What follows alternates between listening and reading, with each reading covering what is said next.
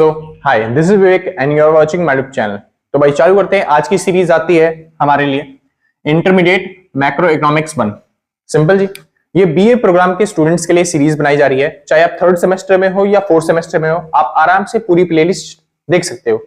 और मेन बात क्या है, और ये जो प्लेलिस्ट है ना, बीए प्रोग्राम वालों के लिए तो है, लेकिन अगर आपके जो चैप्टर्स हैं वो इस सीरीज के साथ मैच करते हैं तो आप भी ये जो प्लेलिस्ट है वो चेकआउट कर सकते हो।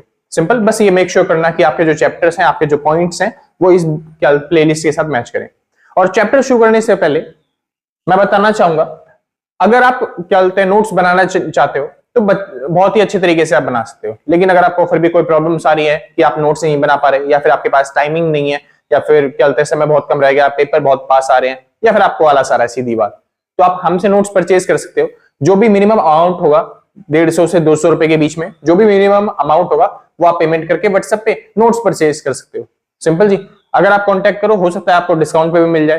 ठीक है जी, तो कांटेक्ट करने के लिए आप इस नंबर पे चेकआउट कर सकते हो। नंबर दे रखा है 8059639586। बस कोशिश करना कि आप व्हाट्सएप पे कांटेक्ट करो, क्योंकि व्हाट्सएप पे हम जब भी फ्री होंगे फटाफट आपको रिप्लाई देंगे। ठीक है जी, चलिए जी शुरू करते हैं। आज का पहला चैप्टर है और पहले चैप्टर का नाम आता है लेबर मार्केट। लेबर मार्केट में हम लेबर्स के बारे में समझेंगे कि कैसे उनके लिए वेजेस डिसाइड किए जाते हैं, वेजेस डिसाइड में करने में कौन कौन से ऐसे फैक्टर्स हैं जो मेन रोल अपना अदा करते हैं उसमें, और क्या बोलते हैं यहाँ पे वेजेस कौन डिसाइड कर सकता है, कौन से ऐसे फैक्टर्स हैं जो वेजेस डिसाइड करने में हेल्प करेंगे, किस तरीके से जो वेजेस हैं वो अफेक्ट करते हैं किसी भी इंप्लॉयमेंट को या फिर किसी भी कंट्री को। सिंपल जी, चलिए तो ये सब कंसेप्ट जो है वो लेबर मार्केट के अंदर हम पढ़ने वाले हैं। शुरू करते हैं। सबसे पहली बात आती है लेबर मार्केट पढ़ने के लिए अप्रोचेस क्या बनाई गई है। सुनिए, सबसे पहले जो देश का डाटा है ना, कि कितने देश में लोग काम कर रहे हैं या फिर कितने देश में लोग बेरोजगार हैं, ये सब डाटा कलेक्ट करने का काम दिया जाता है एनएसएसओ। एनएसएसओ को क्या, और ये एनएसएसओ क्या होता है? एनएसएसओ इसको बोलते हैं नेशनल सैंपल सर्वे ऑर्गेनाइजेशन। ये एक ऐसी ऑर्गेनाइजेशन है जो हमारे एम्प्लॉयमेंट और अनएम्प्लॉयमेंट का डाटा कलेक्ट करने का, अच्छा खाली अनएम्प्लॉयमेंट और एम्प्लॉयमेंट का डाटा नहीं, किसी भी तरीके का जो डाटा कलेक्ट करने का काम होता है वो किसको सौंपा जाता है? एनएसएसओ को। जो भी जनगणना भी होती है, सेंसस जो भी होता है, उसमें भी डाटा कौन कलेक्ट करवाता है? NSSO, national sample survey organisation. Simple जी, अब इनके हिसाब से यहाँ पे एम्प्लॉयमेंट और अनएम्प्लॉयमेंट डिसाइड करने के लिए या फिर डिटरमाइन करने के लिए, निर्धारित करने के लिए 3 फैक्टर्स दे रखे हैं, 3 अप्रोचेस दे रखी हैं, जिसमें से पहली अप्रोच जो है वो आती है कौन सी? Usual status approach. Usual status approach क्या कहलाती है? यूजुअल स्टेटस अप्रोच मतलब होता है कि हमारे देश में ये चेक करना कि यूजुअली ज्यादातर अनएम्प्लॉयमेंट कितनी रहती है। भैया यूजुअली अनएम्प्लॉयमेंट कितनी रहती है, समझ में नहीं आया कुछ, समझा रहा हूं। जैसे आपको पता है साल में 365 दिन होते हैं। हाँ जी, मेरे को पता है 366 भी होते हैं, लेकिन वो 4 साल में एक बार होता है जब लीप ईयर होता है। तो साल में जैसे कि नॉर्मली 365 दिन होते हैं, 365 दिन में से यानी कि 12 महीने, 12 महीने में से कोई अगर ऐसा बंदा है जो कि 3-4 महीने तक बेरोजगार रहता है, यानी कि 6 महीने उसको काम मिला और 6 महीने उसको काम नहीं मिला, ऐसे लोग आते हैं इन कैटेगरी के अंदर। तो यूजुअली जो बंदे बेरोजगार होते हैं, यूजुअली जो इंसान बेरोजगार रहते हैं, उनको क्या बोलते हैं? यूजुअली स्टेटस अप्रोच के अंदर इंक्लूड किया जाता है। सिंपल। अब देखो, ऐसे काम धंधे हैं जो 6 महीने काम मिलता है और 6 महीने काम नहीं मिलता। एग्जाम्पल के तौर पे आइसक्रीम वाले, जो आइसक्रीम बेचने वाली कंपनियां हैं या फिर जो आइसक्रीम बना के बेचती हैं, गर्मियों में अच्छी सेल होती है, लेकिन वहां पे जो काम करने वाले इंप्लॉइज हैं, ठंड के मौसम में उनको वहां से निकाल दिया जाता है, क्योंकि उनको जॉब्स नहीं मिलती, क्योंकि ठंड में कोई जल्दी से आइसक्रीम खाता नहीं। सिंपल जी। सिमिलरली और भी ऐसे इंडस्ट्रीज हैं जहां पे 6 महीने के बेसिस पे तो नहीं, लेकिन कई बार क्या बोलते हैं वीकली बेसिस पे निकाला जाता है कि महीने भर तक के लिए इंप्लॉइज आया तो एक हफ्ता उसको काम मिला और अगले हफ्ते उसको काम नहीं मिला। जैसे फॉर एग्जांपल के तौर पे जो भी हमारी फिल्म इंडस्ट्रीज है, वहां पे जो कॉन्ट्रैक्ट किया जाता है, जो फिल्म इंडस्ट्रीज में जो शूटिंग करी जाती है, वो हफ्ते पे डिपेंड होती है कि इस हफ्ता काम है और इस हफ्ते काम नहीं है। सिंपल जी। तो ऐसे लोग जो हफ्ते भर के लिए बेरोजगार हो जाते हैं, उनको हम इस कैटेगरी के अंदर नहीं डालते, क्योंकि यहाँ पे मंथली बेसिस पे जो बेरोजगार होते हैं, 2-3 महीने के लिए जो बेरोजगार होते हैं, उनको कैलकुलेट किया जाता है, काउंट किया जाता है। तो वीकली स्टेटस अप्रोच के अंदर यहाँ पे जो भी हफ्ते भर के लिए लोग बेरोजगार होते हैं उसको काउंट किया जाता है। जैसे कि हफ्ते में 2 दिन बेरोजगार हो गया, 3 दिन बेरोजगार हो गया, तो फिर उसको यहाँ पे इंक्लूड करेंगे। सिंपल जी, एक हफ्ते के अंदर 2 दिन बेरोजगार, 3 दिन बेरोजगार है, तो वीकली स्टेटस अप्रोच के अंदर काउंट किया जाएगा। आगे चलते हैं। Daily status approach. Daily status approach के अंदर एनएसएसओ जो है वो डेली ही डाटा कलेक्ट करती है। डेली डाटा कलेक्ट करती है मतलब आज किसको रोजगार मिल रहा है, आज किसको रोजगार नहीं मिल रहा। इसके अंदर हर 1 घंटे का रिकॉर्ड रखा जाता है, यानी 12 घंटे जो होते हैं दिन में, 12 घंटे में से जो इंप्लॉई है उसको कितने घंटे काम मिला और कितने घंटे वो बेरोजगार रहा। जैसे कोई 12 घंटे की ड्यूटी है तो फिर वो 8 घंटे काम कर रहा है, 4 घंटे बेरोजगार है। 8 घंटे की कहीं पे ड्यूटी है या फिर जॉब है तो फिर उसको 4 घंटे काम मिला और 4 घंटे उसने कोई काम नहीं किया तो फिर वो क्या हो गया, अनएम्प्लॉयड।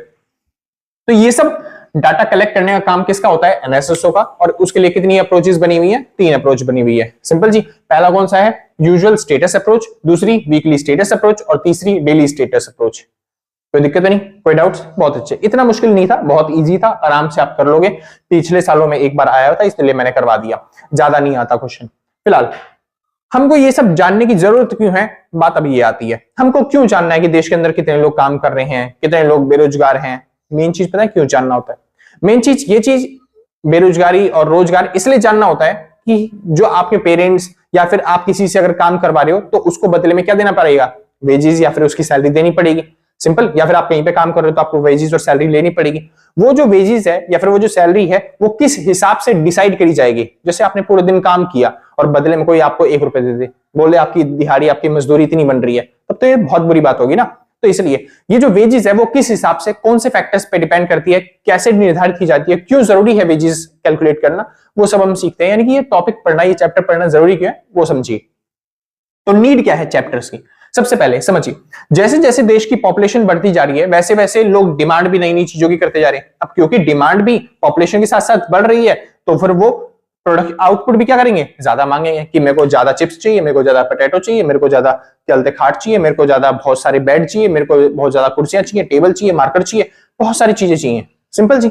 चलिए, तो हमको आउटपुट लेवल क्या करना पड़ेगा, बढ़ाना पड़ेगा, क्योंकि डिमांड बढ़ रही है तो प्रोडक्शन भी क्या करना पड़ेगा, बढ़ाना पड़ेगा। आउटपुट लेवल बढ़ाने से प्रोडक्शन हमारा क्या हो जाएगा, बढ़ जाएगा। अब क्योंकि मैं प्रोडक्शन बढ़ा रहा हूं तो जो काम करने वाले मेरे मजदूर हैं वो ज्यादा वेजेस की डिमांड करते हैं, जिससे उनकी वेजेस क्या हो जाती है, बढ़ जाती है। अब किसी मजदूर को मैं ज्यादा वेजेस दूंगा यानी कि तो मेरा उस सामान को बनाने पे खर्चा भी क्या होगा, ज्यादा, यानी इससे कॉस्ट ऑफ प्रोडक्शन भी हमारा क्या होगा, बढ़ जाएगा।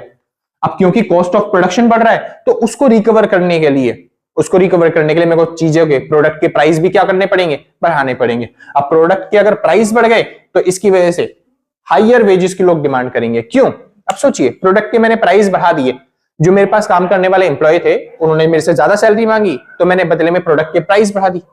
अब क्योंकि प्रोडक्ट के प्राइस बढ़ चुके हैं तो जब वो एम्प्लॉय जो है अपने घर पे जाएंगे, खाना पीना खाएंगे, तो फिर वो चिप्स, पोटैटो ये सब चीजें खरीदने जाएंगे, फोन और मार्कर ये सब चीजें खरीदेंगे। जब देखेंगे प्रोडक्ट के प्राइस बढ़े हुए हैं, क्योंकि भाई मेरे को कॉस्ट देनी पड़ी है तो मैं तो प्रोडक्ट के प्राइस बढ़ाऊंगा, मेरे को कॉस्ट देनी पड़ी है तो मैं प्रोडक्ट के प्राइस बढ़ाऊंगा। तो जो वो जाके मार्केट में प्रोडक्ट खरीदेंगे तो फिर उससे उनके प्राइस बढ़े हुए देखेंगे तो इस वजह से वो और ज्यादा वेजेस की डिमांड करेंगे, क्योंकि जो हमको वेजेस दिए जा रहे हैं वो प्रोडक्ट को खरीदने के लिए केपेबल नहीं बना पा रहे हमको, इसलिए वो बोलेंगे हमको और वेजेस चाहिए, तो हायर वेजेस की डिमांड होगी। सिंपल जी। बस ये कुत्ते शांत हो जाए तो फिर वीडियो आराम से बन जाए। 2 मिनट बाद चालू करते हैं, ठीक है।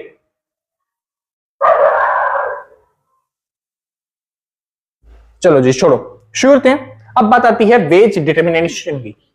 वेज डिटर्मिनेशन यानी कि जो वेजेस होते हैं उसको डिटरमाइन कैसे किया जाता है, वेजेस को कैलकुलेट कैसे किया जाता है, यानी कि डिसाइड कैसे करे कि वेजेस कितनी है। जैसे मेरे पास कोई लेबर आया, अब कोई लेबर आया तो फिर मैं, वो बंदा कितनी सैलरी मांगेगा, ये तो नहीं है 200 करोड़ रुपए मांगे और मैं उठा के दे भी दूं उसको, समझे। तो वेज डिसाइड करना पड़ता है, सैलरी डिसाइड करनी पड़ती है कि मैं कितनी मजदूरी दूं क्या काम करवाने के लिए। तो वेज डिटर्मिनेशन के लिए यहाँ पे 2 तरीके हैं, 2 तरीके से वेजेस डिसाइड होते हैं। पहला तरीका होता है बार्गेनिंग। कौन सा? Bargaining power of worker. जो बंदा काम करने आया है मेरे पास, क्योंकि मैं तो चाहता हूं कि वो फ्री में काम कर दे और फ्री में कोई काम करेगा नहीं, तो वो कितनी वेजेस लेके जाएगा वो डिपेंड करता है उसकी बार्गेनिंग पे, कि वो कितना पैसा मेरे से लेके जाएगा। किस पे डिपेंड करता है? उसकी बार्गेनिंग पे। जितनी ज्यादा अच्छी बार्गेनिंग करेगा, जितना ज्यादा अच्छा चलते हैं मोल भाव करेगा, उतनी ज्यादा उसको वेजेस मिलेगी। कैसे? फॉर एग्जांपल के तौर पे मान लो कोई वर्कर मेरे पास आया, वो कहने लगा भैया मेरे को ज्यादा काम नहीं आता, मैं अभी फ्रेशर हूं और मेरे को एक हेल्पर की जॉब चाहिए। क्या चाहिए? हेल्पर की जॉब। मैं बोलूंगा भाई सही बात है, तेरे को तो हेल्पर की जॉब मिलेगी क्योंकि तेरे को कोई काम ही नहीं आता, तेरे को कोई एक्सपर्टीज नहीं है किसी भी चीज में। सिंपल जी। और वो हेल्पर की सैलरी कितनी होती है जी? 700, 800, 600, इतनी सैलरी बस। तो मैं बोलता हूं मैं इतनी दूंगा। गांव के अंदर जाओगे तो 400, 500, 300, समझे जी। तो मैं इतनी सैलरी आपको प्रोवाइड करूंगा, कोई दिक्कत नहीं।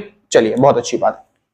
वहीं पे कोई बंदा आया, वो कहने लग गया कि भाई मैं मिस्त्री हूं और मैं थोड़ी सी एक्सपर्टीज रखता हूं, ठीक है जी, मैं मिस्त्री हूं, मैं थोड़ी सी एक्सपर्टीज रखता हूं, मैं घर वर बनाने में अच्छा हूं, तो वो अब थोड़ी सी तो एक्सपर्टीज रखता है, कुछ काम तो एक्स्ट्रा जानता है, स्पेसिफिक काम जो हर कोई बंदा नहीं कर सकता, कुछ ही लोग कर सकते हैं, तो उसके लिए मेरे को उसको थोड़ी सी ज्यादा सैलरी देनी पड़ेगी, क्योंकि वो काम वो जो बंदा दूसरा आया था हेल्पर वो नहीं कर सकता, समझे। मेरे को कुछ ही लोग ढूंढने पड़ेंगे, मुश्किल से मिलेंगे मेरे को वो लोग जो अच्छा तरीके से काम कर पाए, इसलिए मेरे को थोड़ा सा अच्छा सैलरी, अच्छा पैकेज देना पड़ेगा। मैं उसको 1200 रुपए, 1000 रुपए, इतने पैसे दे दूंगा, समझे जी। मेरे पास कोई ऐसा बंदा आया, वो कहने लगा मैं आपका अकाउंट संभालता हूं जी, मैं सीए हूं, सिंपल जी। अब क्योंकि मेरा अकाउंट संभालता है, मेरा जीएसटी यूएसटी फाइल करने का सारा काम जो होगा वो सीए को संभालना पड़ेगा, समझे जी। और सीए जो होते हैं वो बहुत कम मिलते हैं, तो इस वजह से वो सैलरी भी मेरे को अच्छी खासी देनी पड़ेगी उसको, सिंपल जी। अब मैं सैलरी दूंगा तो उसको पर डे के 3000 रुपए के आसपास दूंगा, समझे जी। हाँ, अगर मेरी बड़ी फर्म है कि क्या बोलते हैं बहुत ज्यादा अकाउंट्स का काम होता है, तो मैं पर डे के 5-7 हजार भी दे सकता हूं, समझे जी। तो इस तरीके से जो बार्गेनिंग पावर होती है किसी भी वर्कर की, या फिर जो काम करने की एक्सपीरियंस भी कह सकते हो, क्योंकि कोई भी अगर पैसे मांगेगा अपने एक्सपीरियंस के बेसिस पे मांगेगा, अपने काम के बेसिस पे मांगेगा, तो बार्गेनिंग पावर जो होती है वो डिसाइड करने में हेल्प करती है कि उसको वेजेस ज्यादा मिलेंगे या फिर वेजेस कम मिलेंगे, सिंपल। दूसरा, अब वो बोलेंगे भैया कि सारा काम एक्सपीरियंस का ही है, या फिर जो बार्गेनिंग करने वाला बंदा है खाली उसका ही है, क्या पता उसको बार्गेनिंग करनी ना आती हो, समझे। क्यों, हमारे कंट्रोल में कुछ नहीं है क्या। अब हेल्पर मांग रहा है भैया जी मेरे को 1200 रुपए चाहिए, मैं 700 रुपए में काम नहीं करूंगा, तो क्या हमको देने ही पड़ेंगे 1200 रुपए? नहीं जी, ऐसा कुछ नहीं है, आपके हाथ में भी है। क्योंकि आप देखोगे ना, कई बार जो कंपनियां होती है ना, कंपनियां कंट्रोल करती हैं अपने एम्प्लॉयज को, जितनी सैलरी वो चाहती है उतनी सैलरी देती है कंपनी अपने एम्प्लॉयज को, समझे जी। क्योंकि ये दूसरा जो मेथड होता है वो कंपनी वालों के हिसाब से, क्योंकि कंपनी वालों को इस मेथड में प्रॉब्लम आ रही थी। क्या प्रॉब्लम आ रही थी? मान लेते हैं मैं 1200 रुपए में कोई मिस्त्री लेके आया, 700 रुपए में कोई लेबर लेके आया, लेकिन ये जो सैलरी है, ये जो वेजेस है, ये उन्होंने मांगे थे, और वो जो सैलरी है वो अपने बेसिक मिनिमम मांग रहे थे, तो वो छोड़ के कभी भी चले जाते हैं, बोलते हैं जहां पे मेरे को ज्यादा पैसा मिलेगा मैं वहां पे भाग जाऊंगा। ये दिक्कत हो रही थी बड़ी बड़ी कंपनियों के साथ, क्योंकि वो बड़े बड़े ऑर्डर लेते हैं, और बड़े बड़े ऑर्डर टाइम पे पूरे ना हो तो बहुत बड़ी दिक्कत होती है, इसलिए वो चाहते हैं बेसिक से मेरे को 2 पैसा ज्यादा देना पड़े, लेकिन मेरा काम पूरा परफेक्ट टाइम पे हो, सिंपल जी। तो इसके लिए यहां पे दिक्कत आ रही थी, तब लेके आया दूसरा मॉडल जिसका नाम है एफिशिएंसी वेजेस। एफिशिएंसी वेजेस क्या होता है? एफिशिएंसी वेजेस का मतलब होता है यहां पे एम्प्लॉयर जो होता है, जो काम करने वाला बिजनेसमैन, काम करवाने वाला जो बिजनेसमैन हो, वो थोड़ा सा एक्स्ट्रा एक प्रीमियम अमाउंट ऑफर करता है, किसको? अपने वर्कर्स को। जैसे हेल्पर जो है वो 700 रुपए में नॉर्मली काम करता है, तो इसको थोड़ा प्रीमियम अमाउंट यानी कि 1000 रुपए के आसपास प्रोवाइड करेगा। मिस्त्री 1200 रुपए मांगता है, तो इसको प्रीमियम अमाउंट यानी कि 1500 रुपए के आसपास प्रोवाइड करता है। कौन? एम्प्लॉयर। सीए 3000 मांग रहा है, तो उसको 5000 के आसपास एक प्रीमियम अमाउंट प्रोवाइड करता है। कौन? एम्प्लॉयर, समझे। वो ऐसा क्यों करेगा एम्प्लॉयर? क्योंकि उसका नुकसान होगा, लेकिन इससे एक फायदा है। अब क्योंकि एम्प्लॉयर ने थोड़ा सा एक्स्ट्रा अमाउंट दिया है, तो जो वर्कर होंगे वो बोलेंगे ये जॉब बहुत अच्छी है, क्योंकि यहाँ पे मेरे को बाकियों से ज्यादा पैसा मिल रहा है। मैं कहीं और जाऊंगा तो मेरे को कितने रुपए मिलेंगे? बस 700। यहाँ पे मेरे को कितने मिल रहे हैं? 1000। थोड़ा सा प्रीमियम अमाउंट देने से वो जो वर्कर है वो आपका काम बहुत अच्छे तरीके से करेगा, बहुत जल्दी जल्दी करेगा, फास्ट करेगा। क्यों? क्योंकि वो अपनी जॉब नहीं छोड़ना चाहता, वो अपनी जॉब खोना नहीं चाहता, क्योंकि आप सैलरी उसको एक अच्छी सैलरी दे रहे हो। सेम एग्जांपल है गवर्नमेंट जॉब्स का। गवर्नमेंट जॉब्स में क्या होता है, जहां प्राइवेट जॉब्स में किसी भी को या फिर टीचर विचर को 40-50 हजार रुपए दे रहे होते हैं, वहीं पे गवर्नमेंट जॉब में 70-80 हजार रुपए दे रहे होते हैं, सेम वही काम के लिए। क्यों? क्योंकि गवर्नमेंट एक प्रीमियम जॉब आपको ऑफर करती है, ताकि बहुत सारे जो कैंडिडेट है वो आपके पास काम करने के लिए आए, समझे। अब इसीलिए क्या होता है, अब बहुत सारे कैंडिडेट आपके पास काम करने के लिए आएंगे, तो ये जो बंदा आपके पास 1000 रुपए में काम कर रहा है, ये बोलेगा इसके पास तो बहुत सारे लोग, कोई भी आके काम कर लेगा, क्योंकि ये इतना अच्छा पैसा देता है उसको। तो इस वजह से वो एक सिक्योरिटी मिल जाती है जो मालिक होते हैं उनको, कि भाई ये जो बंदे हैं मेरे पास, जो एम्प्लॉइज हैं, वो जल्दी से हमारी जॉब छोड़ के नहीं जाएंगे। सिंपल जी। इसको बोलते हैं एफिशिएंसी वेजेस डिसाइड करना। एफिशिएंसी वेजेस मतलब क्या होता है? थोड़ा सा प्रीमियम अमाउंट दे दो अपने वर्कर्स को, तो वो आपका आउटपुट निकाल के देते हैं, एफिशिएंसी से काम करते हैं और आपकी जॉब छोड़ के नहीं जाते। सिंपल जी, इतना सिंपल था। आगे चलते हैं। अब मेन टॉपिक आता है जिसमें से कई बार क्वेश्चन देखने को मिल जाते हैं। बात आती है वेज, प्राइस और अनएम्प्लॉयमेंट की। देखो ये भी इंपॉर्टेंट है, कई बार आ चुका है, आप आराम से कर लोगे, ठीक है जी। लेकिन एक थोड़ा सा टॉपिक आता है जो कॉम्प्लिकेटेड करता है, बच्चों को डराता है, बच्चों को क्या बोलते हैं, ऐसा कर देता है कि भाई समझ में नहीं आता, समझे जी। अच्छे से समझना, बहुत ईजी टॉपिक है। बात आती है वेज, प्राइस एंड अनएम्प्लॉयमेंट। अब इनमें रिलेशन कैसा होता है? वेज और प्राइस में तो भाई पॉजिटिव रिलेशन होता है, लेकिन वेज और क्या बोलते हैं अनएम्प्लॉयमेंट के साथ नेगेटिव रिलेशन होता है। अभी समझते हैं थोड़ा सा, ठीक है जी, किस तरीके से। वेज, प्राइस और अनएम्प्लॉयमेंट कहां लिख दूं? चलो ठीक है, यहां पे ठीक है, श्योर है। तो वेज, प्राइस और अनएम्प्लॉयमेंट में रिलेशन कैसा होता है वो पता चलता है इस फंक्शन से। ये फंक्शन आपको दिख रहा होगा, यही फंक्शन, सिंपल सा, बस ये।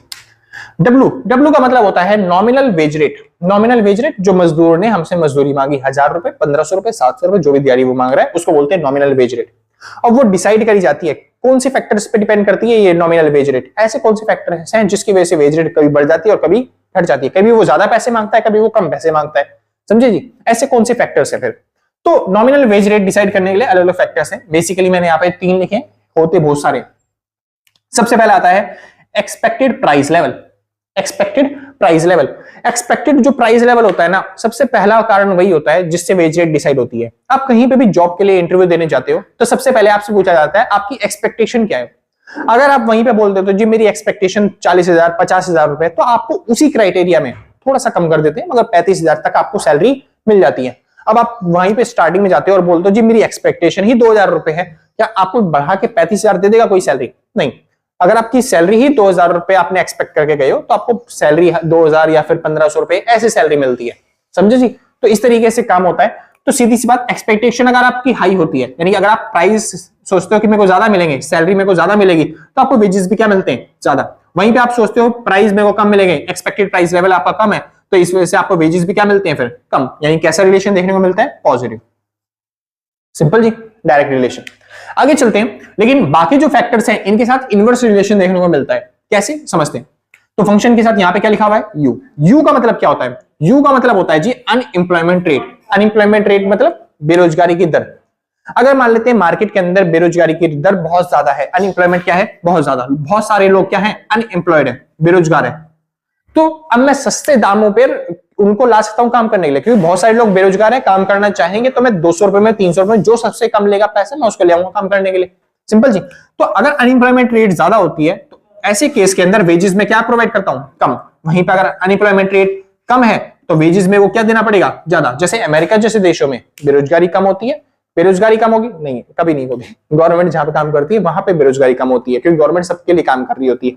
तो अनएम्प्लॉयमेंट जिस देशों में कम होगी वहां पे मेरे को वेजेस क्या देने पड़ेंगे? ज्यादा देने पड़ेंगे। जब बेरोजगारी नहीं है लोग, तो फिर अपना काम छोड़ के लोग आपके पास क्यों आएंगे? अगर आप ज्यादा वेजेस दोगे तभी तो आएंगे। तो यहाँ पे कैसा रिलेशन देखने को मिलता है? यहाँ पे नेगेटिव रिलेशन देखने को मिलता है। सिंपल इतना, कोई दिक्कत नहीं। और भी फैक्टर्स है, जैसे जेड। जेड मतलब क्या होता है? Other factors. अदर फैक्टर्स में क्या क्या आते हैं? आपकी जो वेजेस है ना, आपकी जो सैलरी होगी वो डिसाइड करने में अलग अदर फैक्टर्स क्या है? देखो मैंने 2 फैक्टर बताए। पहला तो आपकी एक्सपेक्टेड सैलरी, जो आप जाते हो वहां पे बोलते हो। दूसरा, मार्केट में अनएम्प्लॉयमेंट कितनी चल रही है, उस हिसाब से भी आपकी वेजेस डिसाइड होती है। तीसरा, आपके लिए अदर फैक्टर्स में आता है इंश्योरेंस। अनएम्प्लॉयमेंट इंश्योरेंस, आपका जो इंश्योरेंस है वो डिसाइड करता है। कौन सा इंश्योरेंस? गाड़ी बाइक का नहीं, अनएम्प्लॉयमेंट इंश्योरेंस। आप जब वहां पे जाते हो तो आप एक फॉर्म साइन करते हो कि मैं 2 साल तक, 3 साल तक ये जो जॉब है वो छोड़ के नहीं जाऊंगा। सिंपल, इसको बोलते हैं अनएम्प्लॉयमेंट इंश्योरेंस, कि मैं अनएम्प्लॉयमेंट दोबारा नहीं हो जाऊंगा, मेरी जॉब दोबारा नहीं छूट जाएगी। इस वजह से अगर वो आपको लंबे समय का अनएम्प्लॉयमेंट इंश्योरेंस प्रोवाइड करता है तो आप बोलते हो हाँ जी बहुत अच्छे, बढ़िया बात है, लंबे समय तक मेरे को जॉब देगा, इसलिए मैं कम सैलरी में भी चालू कर देता हूं काम करना। समझे जी, कोई दिक्कत नहीं। तो इंश्योरेंस अगर आपको ज्यादा मिलता है तो आप वेजेस कम भी ले लेते हैं, कोई दिक्कत नहीं, इसलिए नेगेटिव रिलेशन। सेम ऐसी मिनिमम वेज रेट, कहीं पे मिनिमम वेज रेट होती है तो फिर वहां पे क्या बोलते हैं, जो अनएम्प्लॉयमेंट होती, क्या बोल रहा हूं मैं, मिनिमम वेज रेट भी डिसाइड करती है कि आपको नॉमिनल वेज रेट कितनी मिलेगी। मिनिमम वेज रेट अगर कम है तो जो आपको वेज रेट होती है वो थोड़ी सी ज्यादा बढ़ के मिल जाती है। जैसे 100 रुपए अगर चल रहा है, लेकिन मार्केट सर्कल देख लो, मार्केट सर्कल देखो, minimum wage rate government decide करती है, गवर्नमेंट ज्यादातर कम ही डिसाइड करती है। तो मिनिमम वेज रेट अगर गवर्नमेंट ने 100 रुपए डिसाइड कर रखी है तो इतने में घर तो चलता नहीं है लोगों का, इसलिए वो वेज रेट क्या मांगते हैं? ज्यादा मांगते हैं। तो वेज रेट लेवल जो नॉमिनल वेज रेट होती है वो हमेशा ज्यादातर देखी जाती है कि वो बढ़ जाती है। अच्छा, अगला टॉपिक आता है प्रोडक्शन। जहां पे आप काम करने जा रहे हो वहां पे अगर आपको प्रोटेक्शन मिलती है, आप क्या बोलते हैं, कोई एसिड वैसिड की कंपनी में, फैक्ट्री में काम नहीं कर रहे, प्लास्टिक क्या बोलते हैं वाली कंपनी में काम नहीं कर रहे, जहां पे केमिकल्स आपके क्या ऊपर जा रहे हैं, तो अगर ऐसी प्रोटेक्शन अगर आपको मिलती है तो आप वेजेस भी बोलते हो ठीक है कम ले लेता हूं। लेकिन जहां पे प्रोटेक्शन नहीं मिलती है आपको, आप वेजेस भी क्या डिमांड करते हो? ज्यादा डिमांड करते हो। समझे जी? तो मैं क्या समझाना चाह रहा हूं, ये फैक्टर्स हैं जो कि नेगेटिव रिलेशन दिखाते हैं, किसके साथ? नॉमिनल वेज रेट के साथ। और प्राइस का जो फैक्टर है वो दिखाता है पॉजिटिव रिलेशन, किसके साथ? नॉमिनल वेज रेट के साथ। कोई डाउट्स? समझ में आ गया? अगर कोई भी डाउट आता है तो भाई डिस्क्रिप्शन खुला हुआ है, आप वहां पे जाके कमेंट कर सकते हो, मैं कोशिश करूंगा आपके डाउट्स क्लियर करने की फटाफट। सिंपल जी, मेरे हिसाब से मैंने सारा समझाया बढ़िया तरीके से, सब समझ में आ गया होगा। आगे चलते हैं।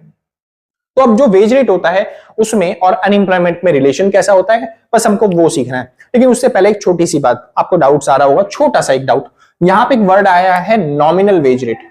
वेज रेट आपको पता है, जो भी वेजेस आप प्रोवाइड कर रहे हो वो। ये नॉमिनल वेज रेट क्या होते हैं? नॉमिनल वेज रेट वो वेज रेट होती है जो आपको दिखाई जाती है, समझे? जैसे आपकी सैलरी कितनी है, मान लेते हैं 10,000, तो आपकी सैलरी आपने बोला सर बढ़ा दो, तो उन्होंने बढ़ा के आपकी सैलरी कर दी 12,000 रुपए, समझे? ये जो आपको सैलरी दिख रही है 10,000 रुपए, 12,000 रुपए, इसको बोलते हैं नॉमिनल वेज रेट। लेकिन अगर देखा जाए एक्चुअल में 10,000 रुपए से मान लेते हैं कि कोई आप एक शूज लेके आ रहे थे, 10,000 रुपए का कोई जूता लेके आ रहे थे, अब क्योंकि इन्फ्लेशन हो चुका है, महंगाई हो चुकी है, वो जूता हो चुका है 15,000 रुपए का। आपने बोला सर महंगाई हो चुकी है, मेरी सैलरी बढ़ा दो, तो उन्होंने सैलरी बढ़ा तो दी, उन्होंने सैलरी आपकी 10,000 से कितनी कर दी, 12,000 रुपए। लेकिन आप खुद सोचो, जो आप 10,000 रुपए में वो जूता ले पा रहे थे पहले, क्या आप वो 12,000 में भी खरीद पाओगे? वो जूता नहीं खरीद पाओगे। क्यों? क्योंकि जो जूता है उसके प्राइस क्या हो चुके हैं, बढ़ चुके हैं, यानी कि इन्फ्लेशन बहुत ज्यादा तेजी से बढ़ चुका है, उतनी तेजी से आपकी सैलरी नहीं बढ़ी है। यानी अगर देखा जाए वो प्रोडक्ट भी आप खरीद नहीं पा रहे, यानी एक तरीके से आप गरीब हो रहे हो, आपकी सैलरी बढ़ने की जगह उल्टा क्या हो रही है, कम हो रही है। ये जो मैं कैलकुलेट करके दिखा रहा हूं, ये जो मैं इन्फ्लेशन के साथ बता रहा हूं, इसको बोलते हैं रियल वेज रेट। क्या बोलते हैं इसे?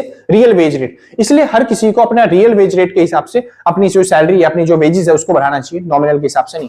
नॉमिनल मतलब क्या होता है कि आपकी जो सैलरी थी वो 10,000 से कितनी हो गई, 12,000 रुपए या फिर 15,000 रुपए। वो सैलरी तो बढ़ गई, दिखाई दे रहा है कि हाँ जी सैलरी बढ़ गई है, लेकिन एक्चुअल में आप 10,000 रुपए में पहले कोई एक प्रोडक्ट खरीद पा रहे थे, अब आप वो प्रोडक्ट भी नहीं खरीद पा रहे हो, तो सैलरी बढ़ाने का फायदा ही क्या, समझे जी? नॉमिनल वेज रेट तो बढ़ गई, लेकिन रियल में आपके पास पैसा आया ही नहीं, आपके पास वो प्रोडक्ट आ ही नहीं पा रहा। तो फिर इसलिए अगर आप रियल वेज रेट बनाना चाहते हो, तो वो जो प्रोडक्ट जूता है 15,000 का हो गया है 10,000 से, तो आपको अपनी सैलरी बढ़वानी है, तो आप बोलो जी हाँ जी मेरे को अपनी सैलरी बढ़वानी है और अब सैलरी 15,000 होनी चाहिए, तभी तो मैं वो जूता खरीद पाऊंगा। इसको बोलते हैं रियल वेज रेट। और ये बढ़ी भी नहीं है, ये उतनी ही सैलरी है जितनी आप पहले लेते थे। तो एक जूता 10,000 का आता था, अभी 15,000 का आ रहा है, सैलरी उतनी है, कोई चेंज नहीं हुआ। सैलरी में चेंज कब हुआ? बड़ी हुई सैलरी कम मानी जाएगी रियल वेज रेट के हिसाब से, कि जब आप 15,000 से ज्यादा यानी कि 16,000 17,000 सैलरी मांगोगे, तब जब आपके पास थोड़ा सा पैसा बच भी जाए।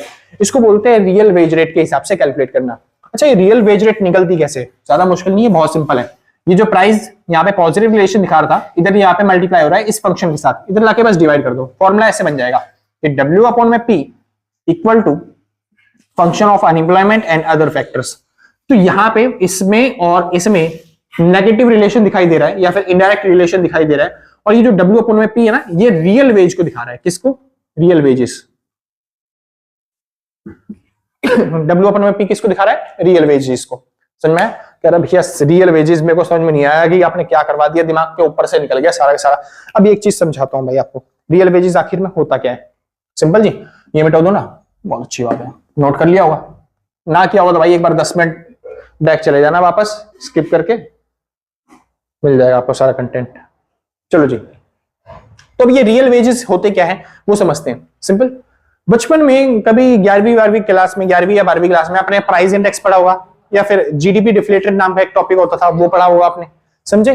तो अगर आपने गलती से भी प्राइस इंडेक्स के बारे में सुना है, किसके बारे में? प्राइस इंडेक्स के बारे में सुना है, शुरू करते हैं। कभी गलती से भी आपने अगर प्राइस इंडेक्स के बारे में सुना है, तो उसका एक फॉर्मूला होता था, सिग्मा P1 Q0 अपॉन में सिग्मा P0 Q0 मल्टीप्लाई में 100। सिंपल जी, ये फॉर्मूला होता था प्राइस इंडेक्स का। हाँ, लेस्पियर मेथड बच्चे कह रहे हैं, लेस्पियर मेथड, हाँ जी लेस्पियर मेथड। पाश्चर मेथड भी आता था जहां पे हम Q0 की जगह Q1 का यूज किया करते थे। कोई बात नहीं, अगर आपको याद नहीं हो तो आपको 12वीं क्लास का जीडीपी डिफ्लेटर का फॉर्मूला याद होगा। डिफ्लेटर का फॉर्मूला होता था नॉमिनल जीडीपी अपॉन में रियल जीडीपी मल्टीप्लाई में 100। सिंपल जी, ये फॉर्मूला होता था जीडीपी डिफ्लेटर का।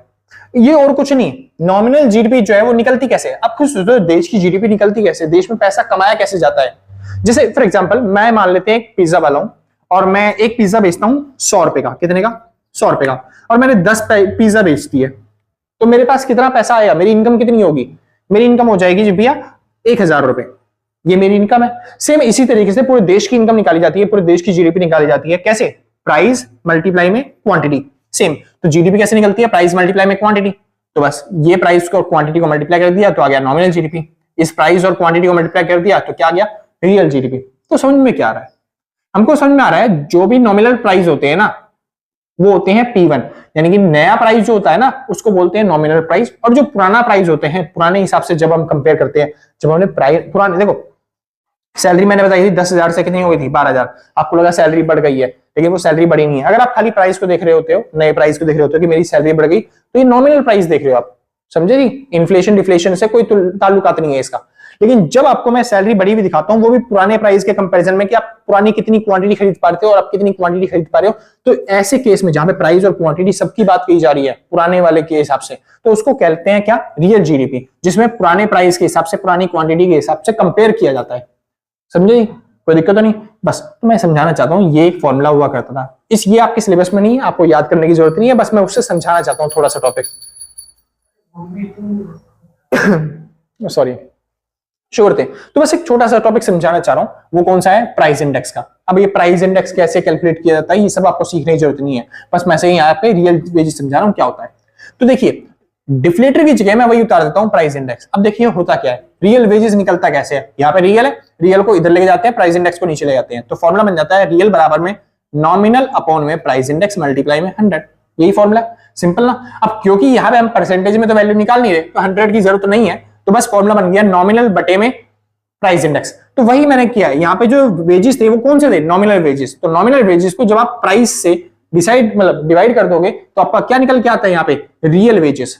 नॉमिनल को प्राइस से डिवाइड करने पे क्या आता है आपका, रियल वेजेस। तो बस रियल वेजेस निकालने का बस एक छोटा सा तरीका है, और ये रियल वेजेस कैलकुलेट होगा, कोई दिक्कत नहीं, पक्की बात। और इसीलिए मैं फॉर्मूले में, ग्राफ में जब भी यूज करूंगा रियल वेजेस को ऐसे यूज करूंगा कि nominal wages divide by price level, कोई दिक्कत नहीं, बढ़िया। अब हम सीखते हैं कि जो वर्कर होते हैं वो वेजेस की डिमांड कैसे करते हैं, या फिर वेजेस कैसे अफेक्ट होते हैं, रियल वेजेस जो होते हैं वो कैसे डिटरमाइन किए जाते हैं अनएम्प्लॉयमेंट के हिसाब से, समझे, कोई दिक्कत नहीं, शुरू करते हैं फिलहाल।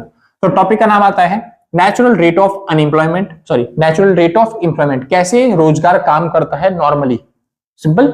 चलिए, तो सबसे पहले टॉपिक सीखने वाले हैं वेज सेटिंग रिलेशन। वेज में कैसा रिलेशन देखा जाता है अनएम्प्लॉयमेंट का और रियल वेज रेट का। तो देखिए, अगर किसी की रियल वेज रेट ज्यादा है, यानी किसी को अगर ज्यादा मजदूरी मिलती है, तो फिर वो काम करेगा या फिर बेरोजगार रहेगा, जाहिर सी बात है, जब किसी को ज्यादा पैसा मिलता है वो तो वो काम करेगा, क्या वो बेरोजगार रहेगा, नहीं, यानी अनएम्प्लॉयमेंट क्या हो जाएगा, कम। तो सीधी सी बात है, जब वो ज्यादा पैसा मिलेगा तो फिर वो काम करेगा, तो बेरोजगारी क्या मिलेगी उस देश में, कम।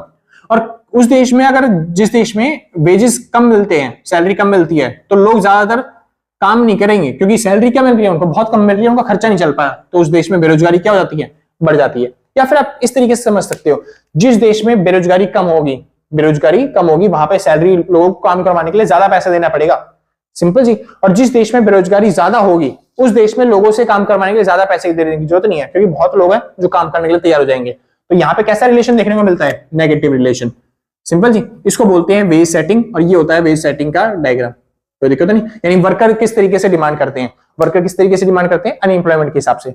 ज्यादा अनएम्प्लॉयमेंट होगी, बेरोजगारी ज्यादा होगी तो सैलरी कम मांगेंगे, और कम अनएम्प्लॉयमेंट होगी तो सैलरी क्या मांगेंगे, ज्यादा, कोई दिक्कत नहीं, बहुत अच्छी बात है। अब बात करते हैं आपके हिसाब से प्राइस सेटिंग रिलेशन, आप किस हिसाब से देना चाहते हो, सिंपल, आप किस हिसाब से देना चाहोगे किसी भी वर्कर को सैलरी। अब आप जो भी हिसाब से वर्कर को सैलरी देना चाहते हो ना, वो डिपेंड करते हैं आप वो जो सैलरी उनको प्रोवाइड कर रहे हो उससे आपका रेवेन्यू निकल पा रहा है या नहीं निकल पा रहा।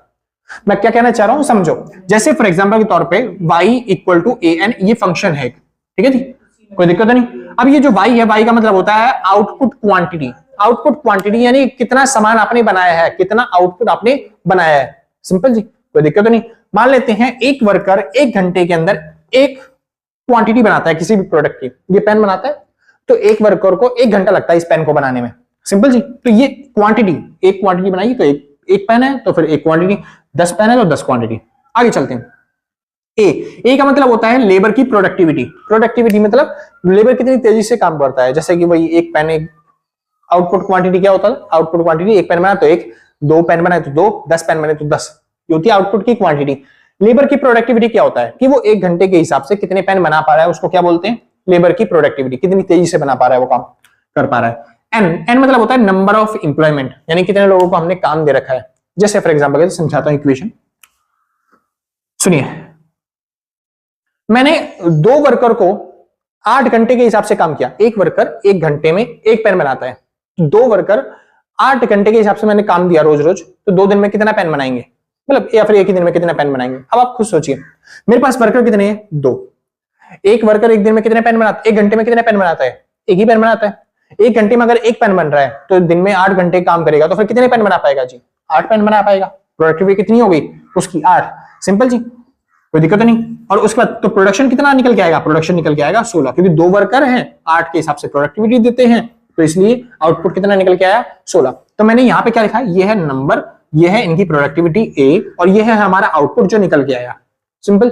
अब देखिए बात क्या होती है, कोई बंदा 8 घंटे काम कर रहा है तो फिर वो जितना आउटपुट निकाल सकता है, हम ये मान के चलते हैं कि सबके सब उतना ही निकाल पाएंगे, कि प्रोडक्टिविटी में ज्यादा चेंजेस नहीं आते हैं। जो प्रोडक्टिविटी होती है वो सेम रहती है। एक बंदा जिस तरीके से काम करता है, दूसरा बंदा ये नहीं है कि आके वो बंदा 10 गुना तेजी से काम करने लग जाएगा। वो मशीन नहीं है जो हम चेंजेस कर सकते हैं उसके अंदर।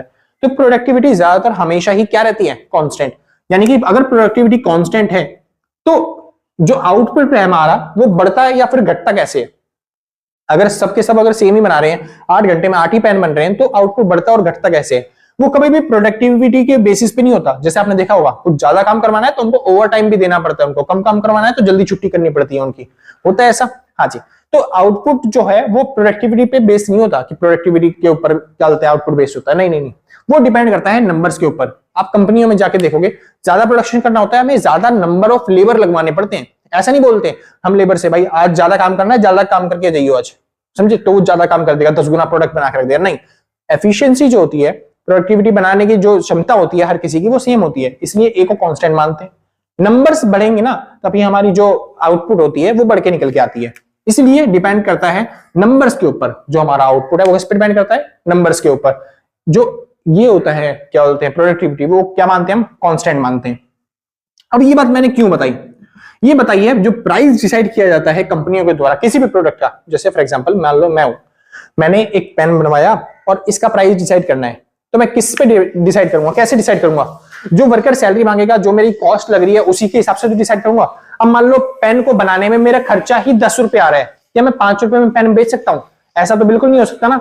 मेरा खर्चा अगर 10 रुपए आ रहा है तो फिर उसको रिकवर करने के लिए, प्रॉफिट के साथ रिकवर करने के लिए मेरे को उसको 15 रुपए में, 20 रुपए में बेचना पड़ेगा। सिंपल जी। तो वही मैं समझाना चाह रहा हूं। तो जो वर्कर होते हैं, मैं मान लेता हूं इसको क्या बोलते हैं, कॉस्ट। क्या बोलते हैं, कॉस्ट। सिंपल जी। वर्कर जो भी पैसा मांगता है उसको क्या बोलूंगा मैं, कॉस्ट। तो जो वर्कर होते हैं वो जितनी सैलरी मांगते हैं मैं उतना प्राइस नहीं रख सकता कभी भी। सिंपल, क्योंकि उसमें मेरा प्रॉफिट भी नहीं है। तो इसलिए जो भी एम मतलब मार्जिन, तो इसलिए मैं उस प्रॉफिट को रिकवर करने के लिए थोड़ा सा, प्रॉफिट 1 रुपए मान लेते हैं, उसमें मैं थोड़ा सा अपना मार्जिन ऐड कर देता हूं। मार्जिन ऐड करने से, कॉस्ट के साथ मार्जिन ऐड करने से मेरा जो प्रोडक्ट का प्राइस है वो निकल के आ जाता है। जैसे एक प्रोडक्ट मान लेते हैं 100 रुपए का है, 100 रुपए का है, मैं 20% चाहता हूं मेरे को प्रॉफिट मिले, तो मैं कितना प्राइस रखूं उसका, 100 रुपए का प्रोडक्ट है, 20% प्रॉफिट चाहता हूं तो कितना प्राइस रखूं, तो ये हो गया 1 प्लस में 20%, 20% मतलब 20/100, और ये वेजेस कितनी दी है मैंने, 100 रुपए। सिंपल, इसको सॉल्व करोगे तो ये आ जाएगा 1 प्लस में 0.2 मल्टीप्लाई में 100, और इसको सॉल्व करोगे तो ये आ जाएगा 1.2 मल्टीप्लाई में 100, जो कि आपका बन जाएगा कितना, 120 रुपए। सिंपल जी। तो मेरे को प्रोडक्ट का प्राइस कितना रखना पड़ेगा, 120 रुपए, ताकि मैं उस प्राइस पे उस प्रोडक्ट को बेच पाऊं। सिंपल इतना। तो इस तरीके से डिसाइड किया जाता है कि मैं वर्कर को वेजेस कितने देने वाला हूं या फिर प्रोडक्ट का प्राइस कितना रखने वाला हूं। कोई दिक्कत नहीं। अब यहां पे देखिए, इसमें मैं रियल वेजेस कैसे निकालता हूं। ये तो थी नॉमिनल वेजेस, रियल वेजेस कैसे निकलेगी। तो मैंने रियल वेजेस आपको बताया था। रियल वेजेस किसको बोलते हैं, W/P जब भी आ जाता है निकल के, यहां पे बताया था। W/P जब भी आता है तो उसको क्या बोलते हैं, रियल वेजेस। अब निकालते हैं इससे। तो ये W यहाँ पे मल्टीप्लाई है, इधर आके क्या हो जाएगा, डिवाइड। और जैसे ही यहाँ पे आके डिवाइड होता है तो ये इक्वेशन बन जाती है कुछ ऐसी, कैसी, ये बन जाती है P/W इक्वल टू 1 प्लस में M/1। अब देखिए यहाँ पे मैंने बोला था W/P होना चाहिए, P/W थोड़ी ना। अब हमको इसको उल्टा करना पड़ेगा। उल्टा ऐसे ही कर सकते हैं आराम से, कोई दिक्कत नहीं होती, ठीक है। या फिर अगर आपको नहीं समझ आया, आप क्रॉस मल्टीप्लाई करके भी कर सकते हो। मेरे को समझ में आता है तो मैं ऐसे कर देता हूं, सिंपल। तो ये बन जाती है आपके पास इक्वेशन किसकी, रियल वेज की। अब रियल वेजेस, क्योंकि ये जो वेजेस, अच्छा कह रहा भैया दूसरी इक्वेशन क्यों बनाई, सुनी, जो पुरानी वाली इक्वेशन थी वो मैंने बनाई थी किसके हिसाब से, वर्कर के हिसाब से, उसकी बार्गेनिंग पावर के हिसाब से, जितने फैक्टर्स उसको अफेक्ट करते हैं उसके हिसाब से। तो कहां गई इक्वेशन वो, ये रही इक्वेशन वो, वर्कर के हिसाब से। ये जो इक्वेशन बनाई है ये सेलर के हिसाब से बनाई है या फिर एम्प्लॉयर के हिसाब से बनाई है, जो हम उनको वेजेस प्रोवाइड करते हैं उस हिसाब से। तो उसके लिए क्या होता है, अब देखो प्राइस जो होते हैं वो मेरे को लॉन्ग टर्म तक कांस्टेंट रखने पड़ते हैं अपने प्रोडक्ट को बेचने के लिए, इसलिए वेजेस भी मेरे को क्या रखने पड़ेंगे, कांस्टेंट रखने पड़ेंगे। तो जो एक एम्प्लॉयर होता है वो लॉन्ग टर्म तक अपने वेजेस को क्या कर देता है, कांस्टेंट कर देता है। ठीक है जी, कितने भी एम्प्लॉय मेरे पास काम करने के लिए आए, मैं हमेशा क्या रखता हूं, उसको कांस्टेंट रखता हूं। कई बार मेरे पास काम ज्यादा होता है तो उसी वेज रेट पे मैं ज्यादा एम्प्लॉय को ले आता हूं, हायर कर लेता हूं। कई बार काम कम होता है तो मैं उसी वेज रेट पे एम्प्लॉय क्या कर लेता हूं, क्या बोलते हैं, कम कम, मतलब लोगों को निकाल देता हूं। लेकिन वेजेस में क्या देता हूं, एक कांस्टेंट रेट पे देता हूं। जल्दी से वेजेस में चेंजेस नहीं आते जब तक गवर्नमेंट अपनी पॉलिसीज चेंज नहीं करती। तभी तो नोएडा में बहुत ज्यादा वो चल रहे हैं, क्या बोलते हैं, हड़ताल, या फिर क्या बोलते हैं, लोग प्रोटेस्ट कर रहे हैं किसके खिलाफ, वेजेस के खिलाफ, क्योंकि जल्दी से वेज रेट चेंज नहीं होते। समझ में आ गया, कोई दिक्कत नहीं। अब ये एक तरीके से मान लो डिमांड हो गई वेजेस के लिए, और ये एक तरीके से मान लो सप्लाई हो गई। अब इन दोनों की हेल्प से हम डिसाइड करते हैं इक्विलिब्रियम, और उसको बोलते हैं इक्विलिब्रियम रियल वेज। क्या बोलते हैं, इक्विलिब्रियम रियल वेज। जहां पे डिमांड और सप्लाई इंटरसेक्ट करते हैं वहीं पे इक्विलिब्रियम डिसाइड होता है। तो हम इक्विलिब्रियम वेज रेट कैसे डिसाइड करेंगे, जहां पे डिमांड और सप्लाई इंटरसेक्ट करेंगे। अब ये कैसे इंटरसेक्ट करेंगे ये समझ लो। ये सप्लाई है, यहां पे बना देते हैं हम डिमांड, जिसको हम बोलते हैं वेज सेटिंग। जहां पे ये इंटरसेक्ट करेंगे इसको बोलते हैं हम इक्विलिब्रियम। यहीं पे रेट डिसाइड हो जाता है और यहीं पे क्वांटिटी डिसाइड हो जाती है कि कितने लोगों को जॉब मिलेगी या फिर कितने लोग अनएम्प्लॉयड रह जाएंगे। सिंपल जी। अब समझते हैं क्या समझा रहा हूं, कि अगर वेज सेटिंग में चेंज हो जाए, यानी कि जो लेबर है वो ज्यादा डिमांड करने लग जाए, या फिर लेबर जो है वो अपनी जो रेट है उनको घटा दे। ज्यादातर ऐसा होता नहीं कि लेबर रेट घटा देंगे, ज्यादातर यही होता है कि वेजेस ज्यादा डिमांड करने लग जाएंगे। लेबर बोलेंगे इन्फ्लेशन आ गया, महंगाई हो गई, तो वेजेस बढ़ाओ। तो अगर वेजेस बढ़ती है, जैसे मान लो स्टार्टिंग में ये हमारी सप्लाई थी, ये हमारी वेजेस थी, अगर वेजेस डिमांड कर रहे हैं ज्यादा, लेबर कह रहे हैं हमको ज्यादा वेजेस चाहिए, तो जो सप्लाई कर्व होता है, वेज सेटिंग जो होती है वो राइटवर्ड शिफ्ट हो जाएगी। जिसकी वजह से जो पहले हमारा इक्विलिब्रियम यहाँ पे था, इतने लोग बेरोजगार थे, उनकी वजह से अब क्या होगा, ज्यादा लोग बेरोजगार हो जाएंगे। आप खुद देखोगे ना, लेबर चौक जैसे महंगाई हो जाती है, आप देखो जैसे ही सिलेंडर का रेट बढ़ गया, एकदम से सिलेंडर वालों के प्राइस बढ़ गए, तो लोग कहने लगे भाई अब तुम्हारा खर्चा भी नहीं चल रहा, हमको ज्यादा वेजेस चाहिए। समझे, अब लोग ज्यादा वेजेस मांग रहे हैं, तो जो काम करवाने वाले एम्प्लॉयर होते हैं वो कहते हैं हम थोड़ी ना देंगे ज्यादा वेजेस, एकदम से कोई भी अपने प्राइस बढ़ा देगा, ये तो मनमानी चल रही है।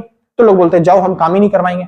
अब लोग काम ही नहीं करवाएंगे तो वर्कर क्या हो जाएंगे, बेरोजगार हो जाएंगे। तो इसलिए अनएम्प्लॉयमेंट रेट देश के अंदर इकोनॉमी में क्या हो जाता है, बढ़ जाता है। इसलिए जब भी वर्कर डिमांड करते हैं ज्यादा वेजेस की, तो अनएम्प्लॉयमेंट क्या हो जाता है, बढ़ जाता है। और अगर डिमांड कम करेंगे वेजेस की, तो अनएम्प्लॉयमेंट भी क्या हो जाएगा, कम हो जाएगा। सिंपल जी। चलिए अब बात करते हैं जो क्या बोलते हैं प्राइस सेटिंग है, या फिर जो एम्प्लॉयर होता है उसके हिसाब से वेजेस कैसे डिसाइड करी जाती है।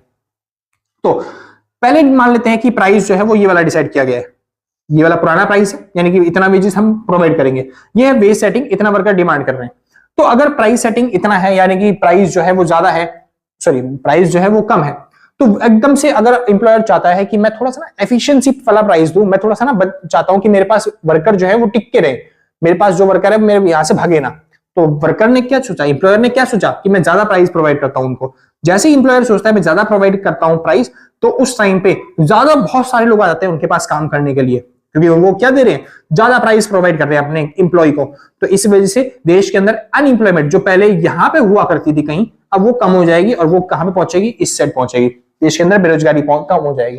यानी अगर अपने पास काम करने वाले जो मजदूर होते हैं उनको हम ज्यादा सैलरी देंगे, तो बहुत सारे लोग हमारे पास काम करने के लिए आएंगे, जिसकी वजह से अनएम्प्लॉयमेंट क्या हो जाएगी, कम। हाँ ये होगा कि हमको थोड़ा सा लॉस होगा, लेकिन देश के अंदर बेरोजगारी क्या हो सकती है, कम हो सकती है। और इसी तरीके से इक्विलिब्रियम डिसाइड करते हैं। सिंपल जी। यहां पे खत्म होता है आपका पूरा पहला चैप्टर। भाई होप करता हूं कि आपको ये पूरा चैप्टर समझ में आएगा होगा। बहुत ही आसान चैप्टर है, और ऐसा चैप्टर है कि आगे जाके थोड़ा बहुत ही कहीं पे अगर लिंक हुआ तो लिंक हुआ, वरना आगे जो चैप्टर है आपके फिलिप्स कर्व और ये सब जो करवाएंगे उनमें ज्यादा इनका कोई रोल है नहीं। समझे जी। हाँ जो वहां पे रोल आएगा वो उस टाइम पे मैं बता दूंगा, लेकिन हाँ चैप्टर इंपॉर्टेंट है, टॉपिक्स इंपॉर्टेंट है, याद करके जाना अच्छे तरीके से। इक्विलिब्रियम में क्या बोलते हैं, वेज सेटिंग और प्राइस सेटिंग का क्या रोल होता है, इनको डिसाइड करने, लेबर के लिए वेजेस डिसाइड करने के लिए फैक्टर्स कौन कौन से होते हैं। समझे जी। तो ये सब टॉपिक्स याद करके जाना, एग्जाम्स में बहुत ज्यादा बार पूछे जाते हैं। ठीक है जी। हाँ एक लास्ट बार और, कि अगर आप नोट्स परचेज करना चाहते हो, ठीक है जी, तो आप इस नंबर पर कांटेक्ट करके जो भी मिनिमम अमाउंट होगा व्हाट्सएप पे पेमेंट करने के बाद आराम से नोट्स परचेज कर सकते हो। सिंपल जी। ज्यादा प्राइस रखते नहीं, हैंड रिटन आपको नोट्स मुश्किल मिलेंगे, कंप्यूटर टाइपिंग में आपको नोट्स मिल जाएंगे, ताकि आपको अच्छे तरीके से समझ में आए। हैंड रिटन में कई बार समझ में नहीं आता ना, तो इस वजह से। हाँ इंग्लिश में नोट्स मिलेंगे, हिंदी में नोट्स नहीं मिलेंगे, उसके लिए माफी चाहूंगा। और नंबर दे रखा है 8059639586। ज्यादा प्राइस नहीं है, 150 से 200 के बीच में नोट्स मिलते हैं। हो सकता है आप कांटेक्ट करो तो डिस्काउंट चल रहे हो, तो आपको कम सस्ते में मिल जाए। ठीक है जी। तो कांटेक्ट करके एक बार चेक कर लेना। और वीडियो अगर अच्छी लगी हो तो लाइक से सब्सक्राइब करके पक्का जाना, और आगे प्लेलिस्ट चेकआउट करने के लिए डिस्क्रिप्शन में दे रखे हैं सारे चैप्टर्स के लिंक, आप जाके चेकआउट कर सकते हो। ठीक है जी, तो आज के लिए बस इतना ही, मिलते हैं कल सेम टाइम सेम जगह अगले दिन, और टाटा बाय बाय। जिसको नोट करना है भाई नोट कर लो फटाफट। Bye bye.